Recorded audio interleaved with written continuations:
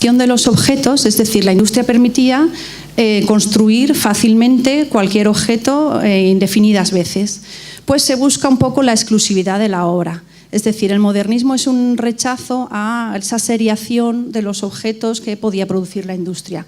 Después, pues, estamos en el cambio del siglo XIX al siglo XX y como un cambio de siglo con esa importancia, pues también hay, digamos, culturalmente esa idea de que se deberían abandonar los estilos precedentes, neoclasicismos, neobarrocos, historicismo, todo lo que se había repetido en los últimos 2 siglos y que era el momento de tener un arte que representara el cambio de siglo en la modernidad de su sociedad.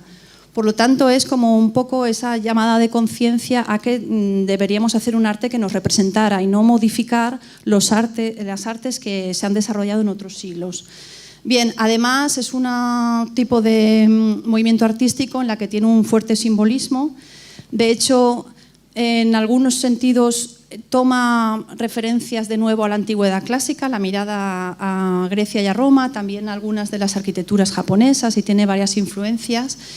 Sobre todo se destaca por esa libertad y fantasía en la composición, aunque tiene pues unas reglas compositivas que se van repitiendo, pero siempre se destaca la libertad y la fantasía que el artista podía crear con esa obra. Y después, bueno, como he comentado, los componentes clásicos. De manera pues, que este movimiento tiene la peculiaridad de que, a pesar de que se produce simultáneamente en la gran parte de los países europeos o en muchos de ellos, en cada lugar tiene unas características distintas e incluso tiene un nombre distinto. Es decir, se le ha llamado movimiento modernista aquí, se le ha llamado Jugendstil, se le ha llamado Stile Liberté, se le ha llamado estilo floreal, es decir, es un movimiento común, pero con unas características muy diferentes según en qué país se dé. De manera que, bueno, aquí teníamos el modernismo franco-belga, que ustedes conocerán, el modernismo catalán, es el más conocido de la parte española, y después pues ya las vertientes de Mackintosh con una decoración más geométrica, más racional. Y bueno, algunos de los ejemplos de las obras, de las bellezas que tenemos en nuestra ciudad, ¿no? Para que un poco también tengan esas imágenes de la cantidad de riqueza arquitectónica que tenemos en la ciudad de Valencia, y es de lo que yo voy a hablar hoy. Bien, y este es el modernismo, también es modernismo, de la vertiente austríaca.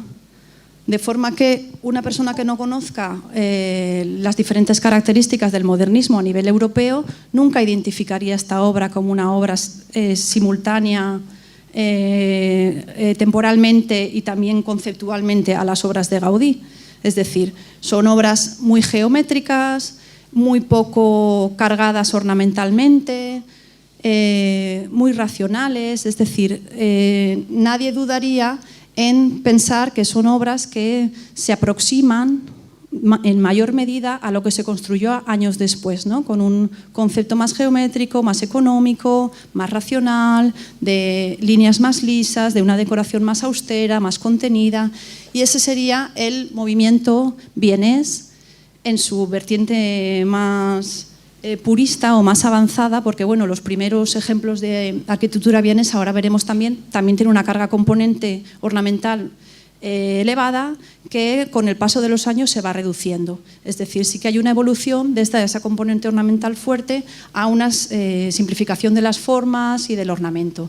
Bien, pues estos son obras de 1906-1907, cuando empieza el proyecto de la Estación del Norte, por cierto, y fíjense en qué distintos son los edificios modernistas en la ciudad de Viena. Bien, no son todos así, hay otros más decorativos que son los más famosos, pero esto era un poco la variedad de obras que, perteneciendo al mismo movimiento artístico, se pueden contemplar. Por ejemplo, estos interiores en los que pues, realmente están jugando al cromatismo, bicromatismo de blanco y negro, ¿no? a repasar los contornos de las superficies, al tratar con superficies planas. Fíjense, por ejemplo, en esta fachada en la que realmente no hay un elemento decorativo superpuesto al muro de fachada, sino que únicamente lo que se ven son aquellos elementos que soportan la placa de fachada a la estructura, es decir, que la propia ornamentación es una cuestión constructiva de la edificación. Y fíjense, por ejemplo, en el recorte completamente limpio de arista viva del hueco sobre la fachada, es decir, que tiene una tendencia simplificadora y también ornamentalmente empieza a entender el ornamento como que debe ser algo práctico, no puede ser únicamente el gusto del ornamento por sí mismo, ¿no? Sino que tiene que tener un sentido y un sentido constructivo. Bien, estas son dos obras de Joseph Hoffmann, un arquitecto de la época también muy importante. Esa es una de sus villas con un componente clásico muy fuerte y este es un sanatorio en las proximidades de Viena, donde pues, la decoración consiste en contornear las superficies de los huecos de la fachada, dejar el paño blanco liso y después en determinados elementos como las lámparas, como las escaleras, como el diseño de los muebles, pues sí que hay una componente más ornamental, más fuerte, pero arquitectónicamente tiene esa tendencia a simplificar los volúmenes, a tratar con espacios rectos, modulados, contenidos. ¡Ay, qué bien! Buenas tardes.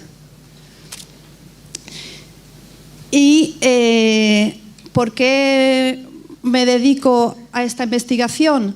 Bien, como estaban comentando, yo estaba viviendo en Viena en aquella época, estaba empezando la tesis y quería hacer una investigación que relacionara a una ciudad que yo conocía bien, como era Valencia, con la ciudad en la que estaba residiendo, que era Viena.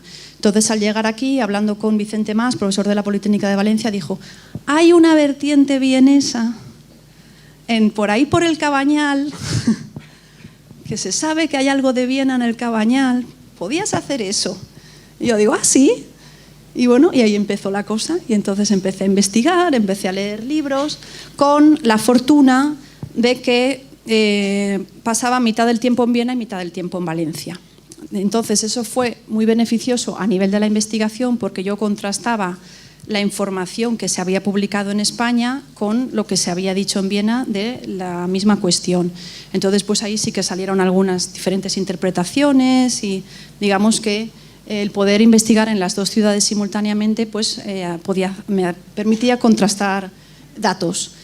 Este es el título de la tesis, por si a alguien le gusta el tema, está colgada en internet, la podéis descargar gratuitamente del repositorio de la Politécnica de Valencia, poniendo mi nombre, sale el PDF completo con todas las imágenes, los anexos y bueno, toda la documentación. Bueno, aquí he puesto el enlace por si alguien quiere verlo, pero independientemente poniendo mi nombre aparece. Bueno, y esto es un poco la cuestión que trato de investigar, es decir, en un movimiento artístico que se da hace 100 años, es relativamente sencillo poder hilvanar qué momentos de conexión han existido entre la ciudad de Viena y la ciudad de Valencia. ¿Por qué? Porque no había tantas publicaciones como actualmente, porque no había tantos arquitectos como actualmente y porque hay registros de aquellos acontecimientos verdaderamente importantes que fueron redactados y publicados en artículos en revistas de difusión y que por tanto se puede entender a través de quién se han traído esas influencias a Valencia. Por ejemplo, solamente existían en aquella época dos escuelas de arquitectura, la de Madrid y la de Barcelona, y hay un registro de todos los libros que había en las bibliotecas de esas dos universidades. Por lo tanto, uno puede coger el listado de los libros vieneses y en Viena, página a página, pues yo confrontaba esas informaciones, entonces podía saber los libros que los arquitectos españoles habían podido consultar. Porque, digamos, en estas escuelas no se enseñaba el modernismo era algo que estaba ocurriendo, pero no se aprendía en las aulas, se aprendía a través pues, de exposiciones, de revistas fundamentalmente. Algunos arquitectos tuvieron la suerte en 1908 de hacer un viaje a Viena y entonces traían un poco los reportes de ese viaje y contaban sus impresiones, es decir, que dentro de la complejidad de investigar qué es una influencia, cómo influye una ciudad en otra ciudad, En el tema de arquitectura son casos concretos los que hay que estudiar, por lo tanto pues uno puede también recurrir a las bibliotecas privadas de los arquitectos y saber qué revistas consultaba y este tipo de cuestiones. Pues Daniel Benito Goerlich me ayudó con la información de que el cónsul de Viena en Valencia, que estaba en la calle Zaragoza, pues tenía también una especie de tienda o de boutique donde traía revistas de Viena a la ciudad. Es decir, que había ahí una especie de conexión directa de Viena con Valencia. ¿Cómo ha estado montada un poco la investigación?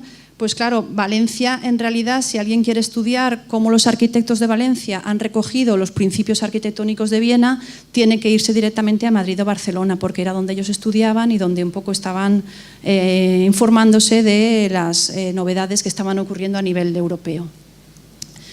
Bien, este sería el marco temporal en el que se hace la investigación. Empiezo en 1898 porque es el año donde se produce la primera exposición de la secesión vienesa, aunque se fundó un año antes, y termino en 1918 porque es el final de la Primera Guerra Mundial y porque se ha considerado que en ese momento fue el fin del modernismo, ¿no? Y el cambio de paradigma en arquitectura.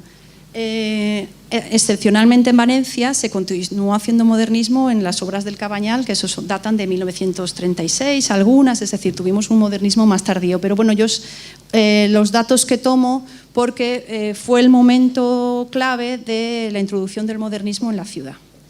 Y aquí, en 1906, estaría el proyecto de la Estación del Norte ya finalizado hasta 1917, cuando se inauguró la estación. También lo he querido resaltar para reseñar que la Estación del Norte también temporalmente fue muy pionera, es decir,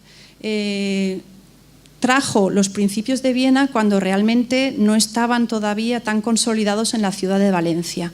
Es decir, aquí hay una exposición en 1909-1910 que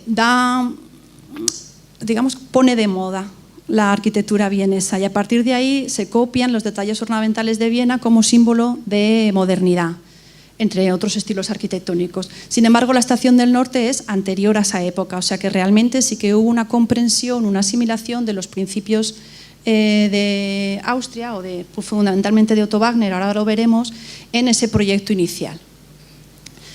Bien, esto es un poco cómo está planteada la investigación, los contextos de Valencia y Viena, los análisis de las influencias, pues los orígenes, estudiar allí qué fue la secesión vienesa, cómo fue de importante, cuáles fueron los actores principales.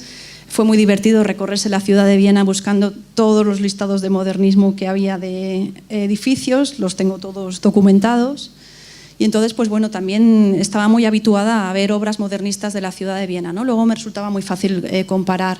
Teorías, pues esto fue la recopilación de quién ha dicho qué sobre la influencia de Viena en España y cómo se ha interpretado para después poder evaluar si realmente esas interpretaciones que se hicieron o bien hace un siglo o bien en las investigaciones posteriores iban encauzadas o no, o había algún matiz que detallar, etcétera. ¿Qué transmisión había? Y la italiana fue fuerte, alemana en menor medida y la madrileña, la catalana, porque albergaban las dos escuelas de arquitectura. ¿Cómo se difundió el movimiento? Pues estudié las exposiciones de la época, los congresos que se hicieron, los viajes, que como he comentado estaban descritos en las publicaciones de arquitectura, se contaba qué habían visto, qué impresiones tenían, las publicaciones y las revistas de la época.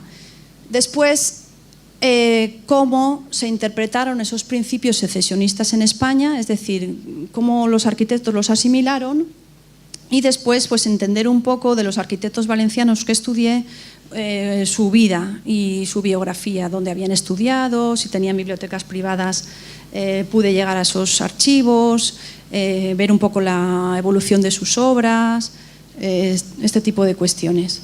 A partir de ahí lo que hago es un análisis de las obras arquitectónicas, interpretando hasta qué punto la influencia vienesa fue importante o fue meramente ornamental, los resultados y bueno, esto es un poco la metodología de trabajo, ¿no? Las publicaciones, las revistas, la investigación bibliográfica de los arquitectos, la valoración crítica y las tomas de datos y conversaciones con personas que aportaron a la investigación desde su conocimiento de su familia o este tipo de cuestiones.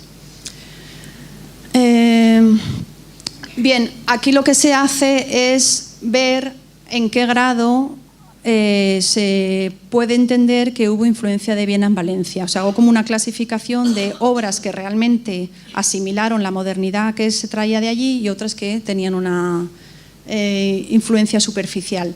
De entre las que más asimilaron esa modernidad fue, por supuesto, la obra de Demetrio Ribes. Y por lo tanto, pues bueno, en la obra de Demetrio Ribes hago un poco más de hincapié en ver teóricamente los principios de arquitectura que son semejantes.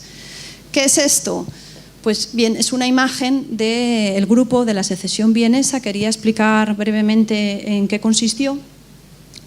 Es, digamos, un colectivo de artistas que no surge de la nada, sino que proviene de otro grupo de artistas anterior, de la Genossenschaftsbildende Künste de Wien, de Viena, que es pues una agrupación de artistas que, digamos, tenían como una especie de pensamiento común.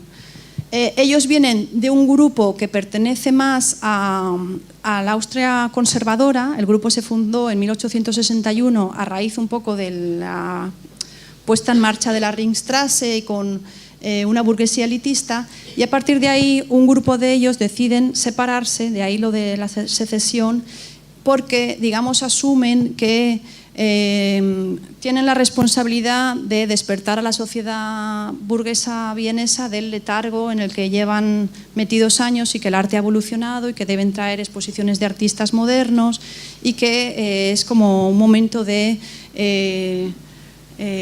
abrir el horizonte artístico al pueblo vienés.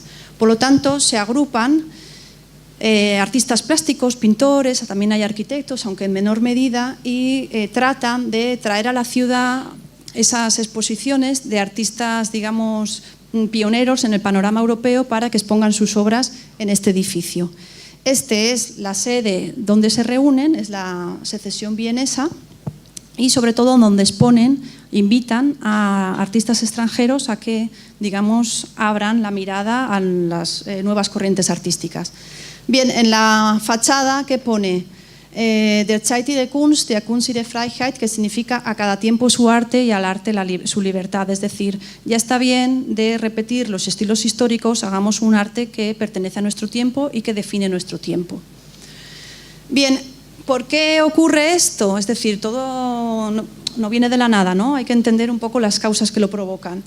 Hay que acordarse que estamos hablando del Imperio Austrohúngaro, es decir, un territorio inmenso de kilómetros cuadrados y además con una heterogeneidad brutal. Se hablan en el Imperio Austrohúngaro, hay 11 lenguas oficiales. O sea, imagínense conflictos de religión o conflictos culturales. Es decir, es una situación de un gran imperio que tiene el riesgo de fracturarse, como ocurrió con la Primera Guerra Mundial. De manera que en Viena viven 2 millones de personas, más o menos la cantidad de personas que viven ahora, o sea, es una superpoblación. Han aumentado en este rango de años un 130%, es decir, llegan a Viena personas de todos los confines del Imperio Austrohúngaro porque es donde, digamos, está la ciudad más viva, ¿no? A nivel cultural, artístico, por supuesto de industria, de manera que los artistas de la secesión lo que plantean es, vamos a ver, si venimos de tan diferentes culturas y tan diferentes historia, lenguaje, etcétera, hay que encontrar un punto que sea común a todos. Es decir, vuelven la mirada a principios de la antigüedad clásica, que sí que es como las raíces comunes de esta disgregación de grupos étnicos. De ahí que su arte tiene un componente clásico muy fuerte, es decir, es una especie de intento de que todo ese pueblo heterogéneo se sienta identificado con el nuevo arte, ¿no? Como algo que le pertenece, que no le es ajeno, pero que sin embargo representa un poco la modernidad de la época. De hecho, en 1898, cuando comienza el movimiento de la Wiener Secesión, ellos editan una revista que se llama Versacrum y lo que defienden es no conocemos ninguna diferencia entre las artes mayores y las artes menores, entre el arte para los ricos y el arte para los pobres. El arte es bueno para el bien común. Es decir, que ahí también estaban un poco criticando lo de la burguesía elitista vienesa, en el sentido de que era un arte solamente para la clase más alta, ¿no? Sino que en realidad el arte es beneficioso para todos. Y la época del modernismo, pues el concepto del Gesamtkunstwerk, que significa una obra de arte completa en la que no solamente es el contenedor, sino todos aquellos objetos que están en el interior. Es decir, que ese arte puede llegar pues ya no solamente a todos los objetos arquitectónicos de un edificio, sino incluso a las vestimentas de las personas, a los utensilios domésticos, etc. Aquí he traído varios cuadros de Klimt porque son importantes para entender la Estación del Norte. Después veréis que tiene sentido un poco esta explicación amplia que estoy haciendo. ¿Por qué? Fijaos en los cuadros de Klimt cómo entienden la decoración. A nivel de volumen, únicamente las partes humanas son las que pinta tridimensionalmente, cuando toda la decoración es plana, es decir, está trabajando la bidimensionalidad del decoro. Esta influencia llega a los artistas de la Secesión, que también entienden la decoración no como algo plástico, volumétrico, sino como algo plano, bicromático en muchos casos. Bueno, estos son los talleres que montan a partir del principio del siglo, los Wiener Werkstätte, donde hacen muchos objetos de uso doméstico, muebles, etc. Esta sería la revista de su difusión, y después las exposiciones dentro del edificio que invitan a aquellos diseñadores más rompedores de la época. Y estos son algunos de los ejemplos que fabrican, que digamos, en ese concepto del modernismo, ¿no? Del arte para todos y del arte que ocupa todos los espacios. Bien, este es el edificio de la Secesión, para que vean un poco la ubicación. Desde el punto del urbanismo, el hecho de que tenga una cúpula es debido a que aquí está la Karlskirche, con una cúpula muy imponente y muy famosa en la ciudad de Viena. De manera que el edificio tiene un poco esa respuesta a esta monumentalidad. Esta es la Escuela de Arquitectura, esto es un museo que hizo Otto Wagner que no se construyó. Es una cúpula que únicamente tiene una respuesta, casi podríamos decir paisajística, porque no hay conexión con el interior, es decir, no se puede ver ni entra la luz desde dentro, no se puede visualizar ni permite la entrada de la luz. Este es el edificio que construye Joseph Maria Olbrich en 1898, en la que tiene todos esos componentes de la arquitectura clásica, ¿no? El nombre de la revista, después el empleo de las hojas de laurel, de los simbolismos de la arquitectura grecorromana, aquí la cúpula de hojas de laurel. Esta es una imagen de la época para que vean un poco con los trajes la modernidad del edificio, y esta es una comparativa para que vean el tipo de edificios que se construían en el momento y la Secesión. Es decir, aunque hoy en día la veamos como un edificio modernista, en su época fue muy rompedor. Primero no se conocían edificios blancos, no se hacían edificios blancos, después paños desnudos, eso para la sociedad vienesa era algo horripilante. Y después, pues bueno, las aplicaciones de los dorados, tuvo muchísimas controversias, de hecho fue muy rechazado también por parte de la sociedad. Esto es el edificio de Otto Wagner, el de la Majolica House, y estos son los edificios que se hacían en el momento.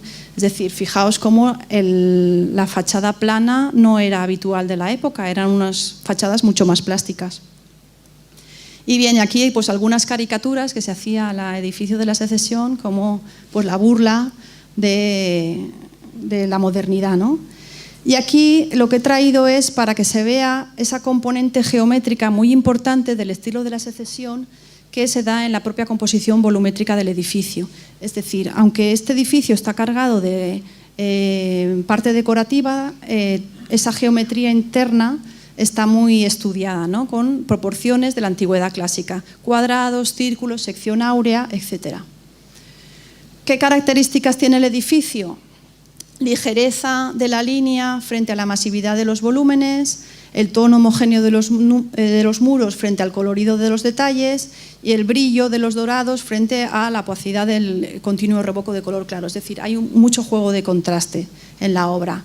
Este es el edificio en 1945, Segunda Guerra Mundial, por si alguien no sabe que el edificio está completamente reconstruido.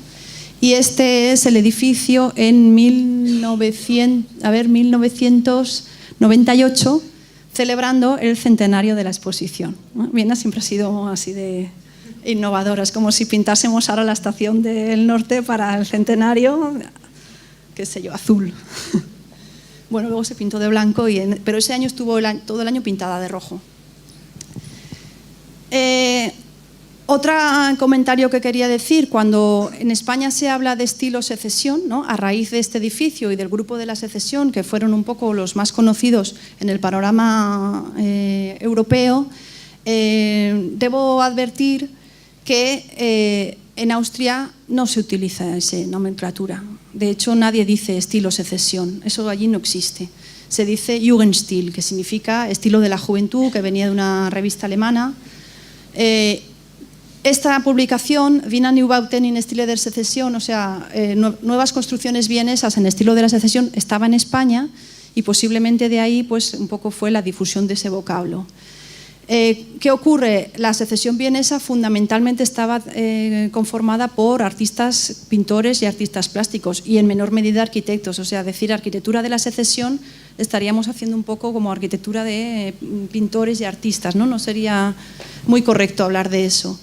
De hecho, muchos de los arquitectos importantes de este movimiento nunca formaron parte de la secesión. Sí que fue más importante la escuela de Otto Wagner como los difusores del nuevo estilo. Él conformó una escuela a la que llegaban estudiantes de todos los rincones del Imperio Austrohúngaro y ahí sí que podríamos hablar más de un Wagner Stil o algo así que del estilo de la secesión. Bien, y personas importantes del grupo de la secesión lo abandonaron en 1905, es decir, bastante temprano. Bueno, como hemos dicho, ¿qué simbología tiene? Pues la universalidad de tratar de unificar esos diferentes grupos étnicos, los repertorios clásicos y la idea del arte para todos, ¿no? Podemos ver los brillos, los búhos, las tres musas del arte, etc. Y las condecoraciones que se hacía con coronas de laurel como ese símbolo clásico de monumentalidad, ¿no?, hacia los edificios. De manera que este detalle decorativo está muy presente en todas las construcciones vienesas y de hecho es uno de los elementos que, como he comentado antes, se pone de moda y se pierde un poco el sentido de su origen y lo veréis en muchos de los edificios de Valencia, un poco como ese detalle moderno de la época. Por ejemplo, bueno, esto es la Casa Ferrer, donde los podemos presentar, eso es un poco varias versiones de lo mismo. Lámparas, dibujos, donde podéis ver que aparecen los círculos concéntricos con las líneas colgantes, ¿no?, como un elemento distintivo de la arquitectura vienesa. Realmente, ¿de dónde viene este elemento decorativo? Hay un principio constructivo que defienden los arquitectos allí, que significa la fachada deja de ser un elemento pesado y cuelga de la estructura del edificio. ¿Por qué es importante? Porque, a ver si lo tengo aquí, a partir de la escuela de Otto Wagner, la idea novedosa a nivel arquitectura que presenta es decir, si yo cuelgo la fachada de la parte superior, como si fuese una cortina que cuelga de un bastidor, la parte de abajo deja de tener peso conceptualmente y puedo abrir cristales para los bajos comerciales. De manera que invierte la lógica tectónica de los edificios anteriores, donde según el muro estaba más abajo en planta, pues era más grueso, ¿no?, porque sujetaba más peso. De manera que hay como una inversión de las cargas. Y todos estos dibujos de los circulitos concéntricos y de las cintas pues serían como los agujeros que tiene la fachada para soportarse de esa cortina teórica. Es decir, es como un atado de la fachada, de la cortina a la estructura. ¿Veis? Podéis ver los ejemplos de todos esos bajos acristalados y el punto importante de la decoración está en la parte superior. ¿Por qué? Porque es la que soporta la carga. Es decir, muro liso, bajo acristalado y la parte decorativa en la parte superior. Bien, pues es un poco ya por fin he llegado. El concepto de por qué en la Estación del Norte esa ornamentación es más abundante en la parte superior. Como veis, es un poco ese mismo esquema, ¿no? Muros lisos, homogéneos, de un color neutro, y la parte decorativa más abundante en la parte superior, tratando un poco de disponer ese sentido inverso del reparto de masas. Aquí podéis ver las cintas en una versión más compleja con vegetales, y también las coronas de laurel que, digamos, conmemoran o monumentalizan esa obra, ¿no?, como se hacía en los templos clásicos. Ese elemento se repite en muchas de las obras de Demetrio Ribes y de otros arquitectos, hasta el punto que, por ejemplo, Teodoro de Anasagasti, con respecto de la arquitectura austriaca, decía: obras favoritas de nuestra generación, viñolas de la arquitectura nueva, en cuyas láminas formábamos nuestro gusto exclusivista que odiaba cuanto no fuese pilastras, las tres rayas, los círculos y los cuadrados característicos. Es decir, finalmente esa ornamentación pierde su sentido y lo que hace aquí es copiarse, pues, como una moda, en el sentido de que si tienes ese elemento estás un poco al día de la modernidad europea y por lo tanto tu obra está de acuerdo a sus tiempos. Otra de las cuestiones que se repitió son las guirnaldas vegetales, y con el mismo sentido de cómo se decoraban los templos griegos cuando se hacía una festividad, pues se colgaban las cintas de hojas, y eso se aplica en la arquitectura a lo largo de toda la historia, y el modernismo hace una interpretación de ella, y aquí pues las podemos ver también en la Estación del Norte, ¿no?, esas guirnaldas que tienen un poco ese sentido. Otra de los componentes de la arquitectura austriaca en la Estación del Norte, hay un principio compositivo que defiende Otto Wagner y que asimilará Demetrio Ribes, que tiene que ver con la sinceridad a la hora de construir. ¿Qué significa esto de la sinceridad? Otto Wagner defiende que el edificio debe ser claro en cuanto a su orientación, es decir, que la disposición de los volúmenes debe permitir saber por dónde se entra, por dónde se sale, dónde está el punto más importante, de manera que desde lejos, die Fernwirkung es el efecto desde la distancia, uno debe saber cómo es el edificio interiormente, que hay una transparencia entre los volúmenes interiores y los volúmenes exteriores, algo que parece muy lógico, no se da en todo lo largo de la historia, eso es a partir del siglo XX. Es decir, que hay un poco esa idea, de manera que claramente una disposición de volúmenes equilibrada, simétrica, con la idea del clasicismo, de la simetría del clasicismo, y después los dos volúmenes laterales que albergan los servicios, la entrada claramente identificada, y después toda esa permeabilidad de las entradas en la parte posterior, ¿no? Un poco con paralelismo con las estaciones que construyó Otto Wagner, que Demetrio Ribes, por supuesto, conocía en esa época. Bien, detalles de fachada, podéis ver cómo Wagner tiene edificios cuyo acabado ornamental es muy semejante a la Estación del Norte.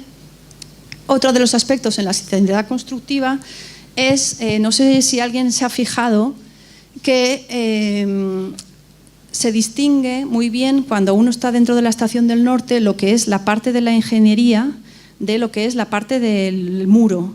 Es decir, esta cubierta se puede contemplar en su totalidad, no una parte de la viga se embebe en el muro, ¿no?, de manera que pueda haber como una disparidad, ¿no? En este sentido está claro qué es lo que soporta el peso, que son los arcos triangulados, y después el muro es lo que cierra el espacio, de forma tal que en toda la parte superior del muro es cristal, es decir, que está remarcando la idea de que ese muro no está soportando la carga de la cubierta, sino que hay una distinción, hay una sinceridad en explicar cómo se soporta la carga y que no lo hace. Bien, ¿veis? Toda esa parte es la parte acristalada, es decir, el muro aquí termina aquí y el aspecto ingenieril se contempla en su totalidad. Estas son las fotos de la exposición que hay aquí abajo, que quien no haya ido todavía debe hacerlo, donde se explica muy bien toda esa construcción de la cubrición interior y cómo efectivamente está separada de lo que es el muro masivo, ¿no?, de la estación. Bien, ¿qué vemos en cuanto a la decoración? Fijaos que son ideas que veíamos en la pintura de Gustav Klimt. Bidimensionalidad del decoro. ¿Qué significa? Un decoro, un ornamento contenido por una geometría. Es decir, siendo un edificio modernista, la ornamentación no invade todo, está perfectamente delimitada por unas líneas geométricas contenidas. Es decir, aquí pues, la ornamentación marca, por ejemplo, el arco de carga de la entrada o la clave, es decir, con elementos ornamentales está enfatizando lo que es el reparto estructural del edificio. Por ejemplo, aquí los arcos, por ejemplo, la clave de los arcos, y después pues, se contiene perfectamente en rectángulos muy precisos o en figuras muy precisas. Aquí vemos pues, bueno, las flores de azahar, esto ya lo sabemos, las naranjas, los símbolos de Valencia, los de la Compañía de Hierros del Norte. Una comparativa entre edificios de Otto Wagner y el edificio de la Secesión. Hay también una idea que es muy austríaca, que es esa del orden rítmico homogéneo, donde las aristas de los huecos se recortan vivas, no hay un borde decorativo, sino que realmente es como si recortásemos el muro, y ese orden de muro claro y hueco oscuro, ¿no? Como muy homogéneo.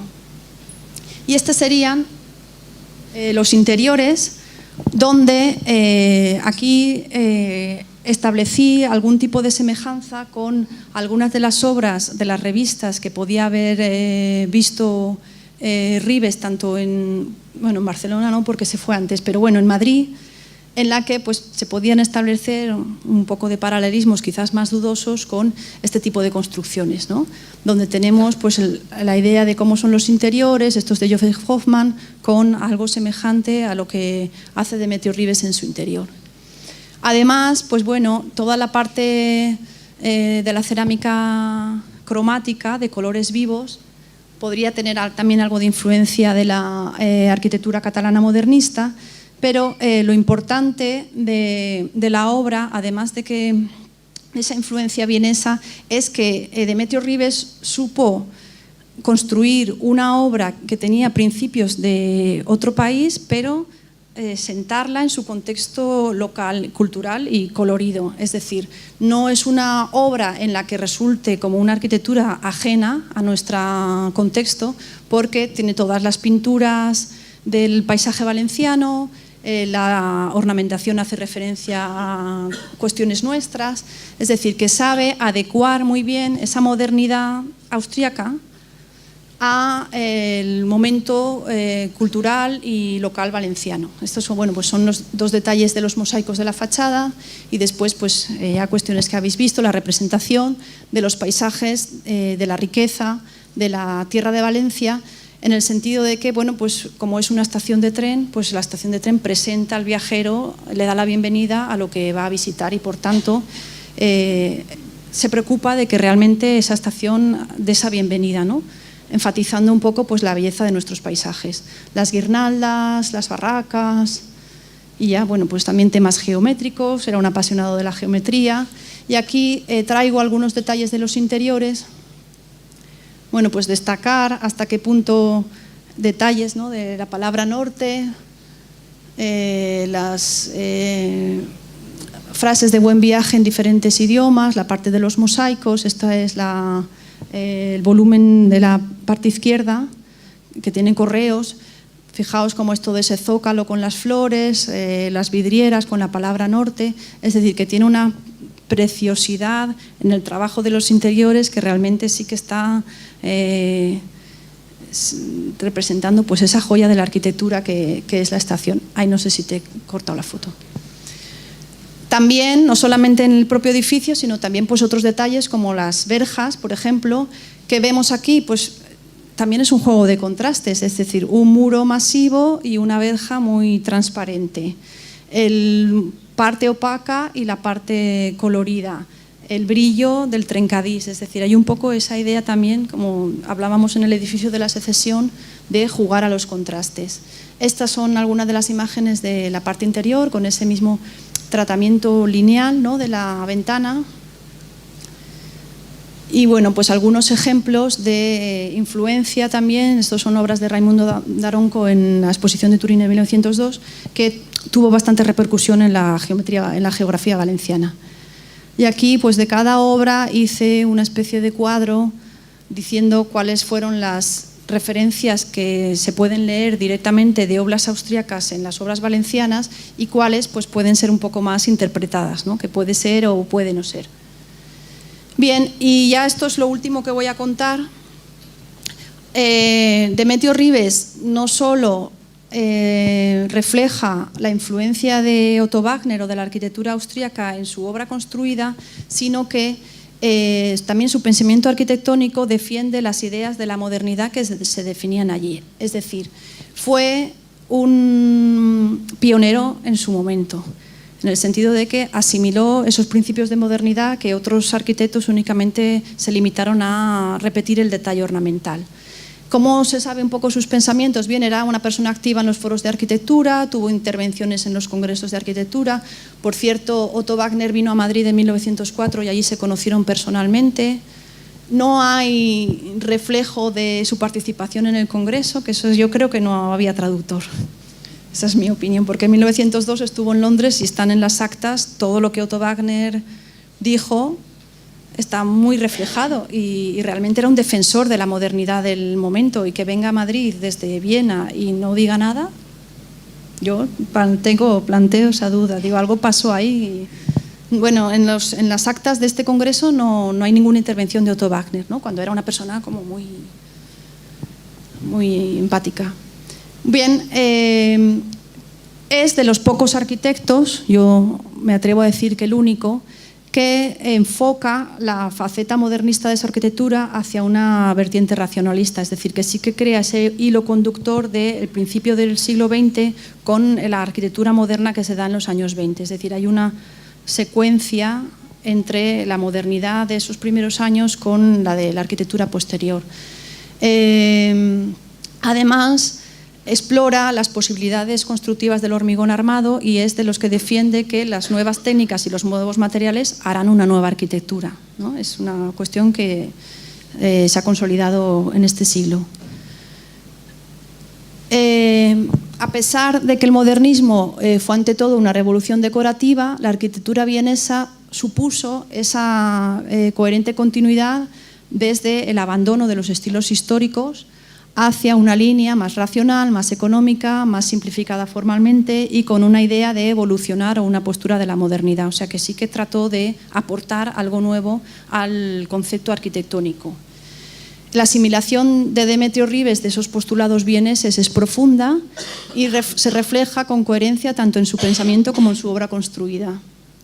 Es lo que he comentado antes, el único de los arquitectos valencianos que, partiendo de planteamientos vieneses, se acerca al prerracionalismo.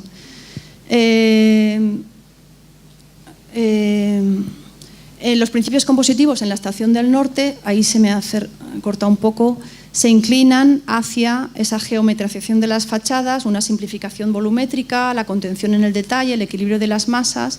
Es decir, ese concepto de modernidad que defendía Otto Wagner, Demetrio Ribes lo adecúa al contexto donde se ubica la estación. No pierde esa referencia de Valencia. La decoración está firmemente anclada en el lugar, donde se asienta es el resultado de la identidad local de la ciudad. Y también hay otro tipo de decoración de tipo simbólico, por ejemplo, las estrella roja de referencia a la compañía de hierros de Caminos del Norte, que era un poco el promotor de la obra. Aunque hay muchas referencias a Viena en la arquitectura valenciana, la gran mayoría son meramente el detalle decorativo, es decir, no hubo como una asimilación profunda de la modernidad que defendían desde la ciudad. Llama la atención que el proyecto de Demetrio Ribes es de 1906, cuando en realidad en Valencia todavía la arquitectura vienesa no está nada asimilada. De hecho, se puede hablar de que la arquitectura vienesa en Valencia empieza a notarse en 1908, es decir, que en ese sentido se adelantó. Hubo también un Congreso Internacional de Arquitectos en Viena en 1908 al que acudieron muchos españoles y a partir de ahí también hay una gran difusión de la arquitectura en España. Fue un moderno entre los modernos, fue pionero por entender esa modernidad de Viena y saberla encauzar sin perder la referencia al lugar donde construía. Y esta es la última.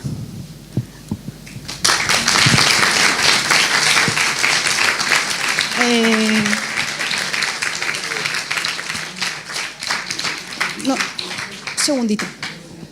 No he querido cortar porque no sabía cómo iba de tiempo, pero si alguien quiere hacerme alguna pregunta o tiene alguna curiosidad o, no sé, cualquier inquietud que tenga, pues estoy encantada de contestar. Una curiosidad. ¿Lo del mercado de Colón también era de él?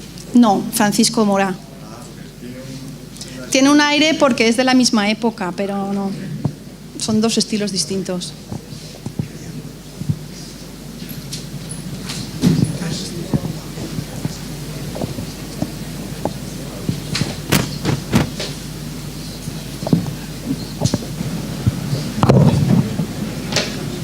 Como es costumbre, aquí en el Ateneo, después de una conferencia siempre se establece un turno de preguntas al que se somete el conferenciante, y lo único ruego que se hace es que sean preguntas lo más concretas posibles y lo más breves para que se pueda contestar y la mayor parte de gente que quiera intervenir pueda hacerlo. Por lo tanto, si alguien tiene alguna aclaración o pregunta, ahora es el...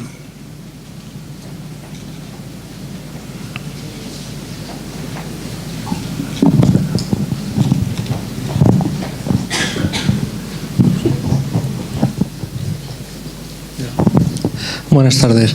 Quería hacer dos preguntas. Una es una observación, que igual estoy equivocado, pero me da la sensación de que si la obra de Demetrio Ribes de la Estación es en la línea modernista, anterior a la Primera Guerra Mundial, realmente cuando acaba parece que es cuando ya no existe ese secesionismo en Europa. Quiero decir, no sé si llega tarde porque parece que empieza a coincidir con el modernismo. Y la segunda, y ahora me lo aclaras, y la segunda es si la Estación del Norte como edificio influyó en algunos otros arquitectos, es decir, si hay ejemplos de arquitectura que podamos ver clara influencia de la Estación del Norte.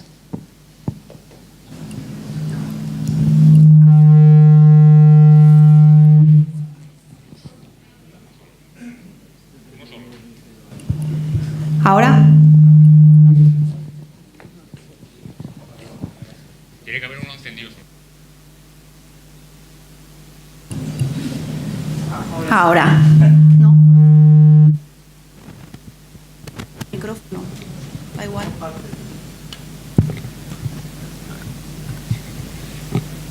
Vale. Tengo que estar apretándolo, ¿no? Ahora. A ver, con respecto a la primera pregunta. Él hace el proyecto, comienza el proyecto en 1906. En ese momento está definido cómo va a ser la obra. La construcción termina en 1917. Es verdad que termina una vez terminada la Primera Guerra Mundial, pero como el proyecto es anterior, es cuando el proyecto se termina, cuando empieza a desarrollarse la obra. Luego, realmente la construcción es deudora de lo que él diseña en 1906, 1905. No es que llegue tarde, sino que el proyecto se comienza en un momento y se termina en otro, pero esos principios arquitectónicos, compositivos, ingenieriles, como lo quieras llamar, son de la época en la que el proyecto se comienza. Claro, luego alguna variación en obra hay siempre, pero digamos el grueso del proyecto está definido en 1906.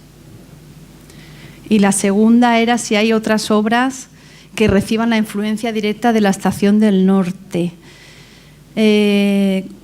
Como tal que pueda decir este detalle lo ha sacado de la Estación del Norte, no. Sí que hay quizás, por ejemplo, alguna referencia también al cromatismo de la estación, ¿no? Que podamos decir, es una arquitectura modernista tal y como fue la Estación colorida, tal y como fue el modernismo de la Estación del Norte. Pero que haya una copia directa que se pueda hacer la referencia, no. ¿Qué más?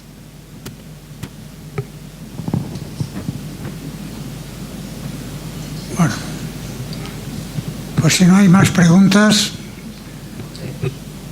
yo lo único que quiero es agradecer a María esta brillante exposición que nos ha conseguido enseñar bien la Estación del Norte, del que todo el mundo conocemos, todo el mundo pasamos, pero quizá no tengamos los conocimientos para verla profundizar y quererla más, ¿eh? Por lo tanto, una conferencia espléndida, extensa, bien documentada y que nos invita a conocer esa estación o haberla conocido a través de tus palabras. Muchas gracias.